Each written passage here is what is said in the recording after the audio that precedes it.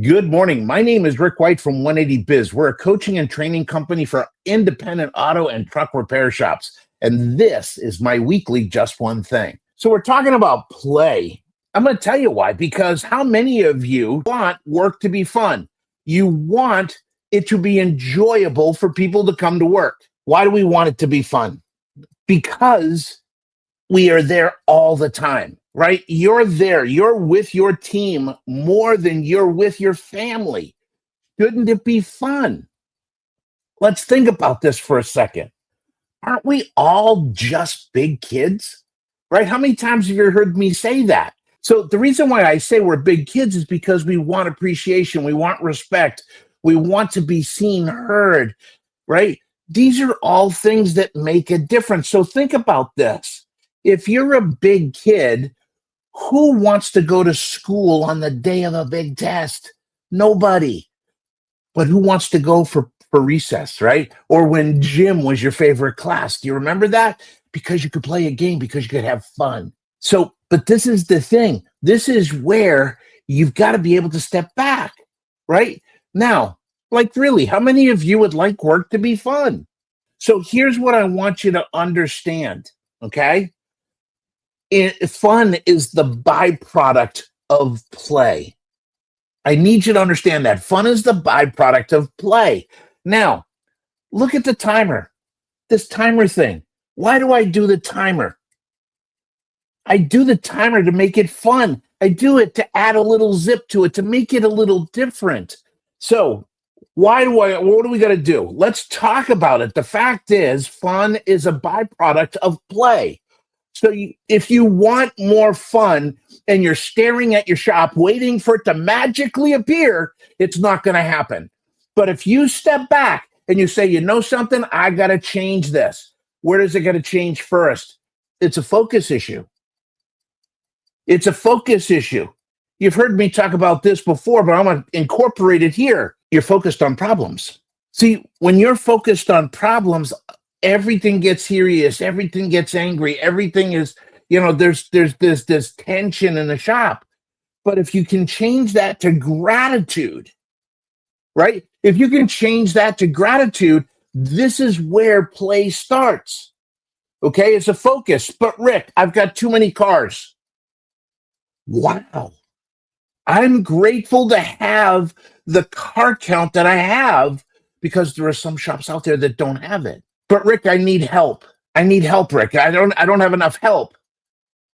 But what about appreciating and valuing the help you do have? Think about that for a second, right? What if I don't have enough cars? I get it. You got to work on it. But isn't that a great time to slow down a little bit, implement some new ideas, some new strategies, get them in place while you're building up your car count? See, there's always something to look at that's a positive instead of a negative. And it changes the energy. It changes it. I'm going to tell you, I don't want to get woo-woo here, but I'm going to tell you that when you start to change your focus to gratitude, some amazing things start to happen, right? Because you're not focused on the problems. Remember, wherever your focus goes, your feet follow. So we got to play in the shop. How are we going to do that? I'm going to give you some ideas. I'm going to give you some two no-nos, and then I'm going to give you some thoughts, okay? So the first thing I want to talk about is some ideas. Number one, how about starting your morning meetings with a joke, right? This is a great place to see take turns to see who can get the worst dad joke, right? And then give a prize for it at the end of the week or the end of the month.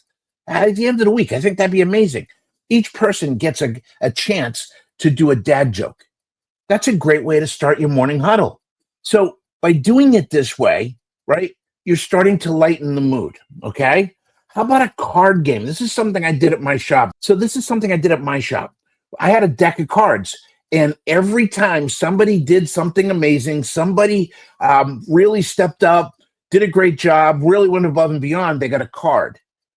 And at the end of the week, they got to play their 5 best cards, and we'd play poker with that hand. and whoever won got a prize. That was a lot of fun. So I want you to think through this idea, this concept of play. Okay. How about your outings? How about making your outings fun? Get it so that people can get together and know each other outside of work, getting to know things. Here's another thing that starts to make it more fun and connected is start your weekly meetings with each person saying something that about themselves that might surprise you, right? So these are things that are really get them to start to see you and other people in the shop as people, right? Now, I'm just giving you some quick ideas. Man, use ChatGPT or something like that and say, hey, how can I have more fun? Play? How can I create more play in the shop? Do something like that, right? Now, there's two dangers here. There's two things you got to have non-negotiables. When you're playing, it is off the table. You cannot play at the expense of another person. You can't do it. It doesn't work, okay? So the first thing is never play at someone else's expense, because while it's funny for everybody else, it's not funny for that one person.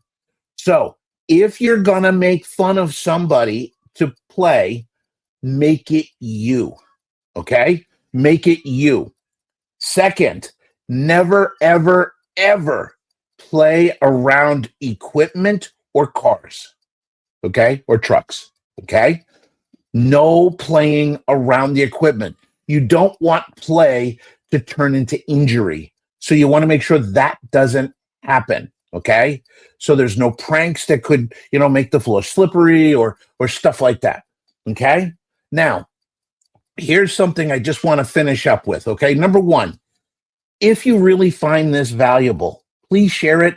I guarantee you there are shop owners out there every day going into work more and more bitter, and they can't understand why they can't get help. Why would anybody want to work at a place that's bitter and angry and uptight and just frustrated? I don't want to. So why would anybody else? I think that's really important. So that's the first thing. Second thing, I want you to challenge it, okay? I want you to make work more fun. I want you to pick one idea and implement it. I want you to get your team involved. Let them help you create the fun. Let them get involved in the play. And I want you to watch what happens when people start enjoying being at work again. Second thing, please let people know about our Shop Owners Roundtable, second Thursday of every month, 7 p.m. Eastern. If you want to get more great ideas like this on different subjects, our Pocket Business Genius webinar series is out there. Really very, very cool stuff, okay? Now, final thoughts. You don't need permission to have fun. You need intention. Okay? You got to be intentional about the play to make it fun. And I want you to stop waiting for it to get better. I want you to make it better. Okay? And here's the really cool thing about this. I'm going to leave it with you. Fun doesn't just lift the moods of the shop. It lifts the results of the shop. And that's the amazing part. If you would just stop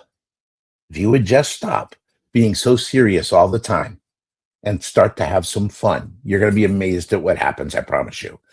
Here's one more thing I want to remind you. You're not carrying the nuclear codes. Nothing you're doing today is going to be the end of the world, the end of your world, the end of your business. Go out there and have some fun today.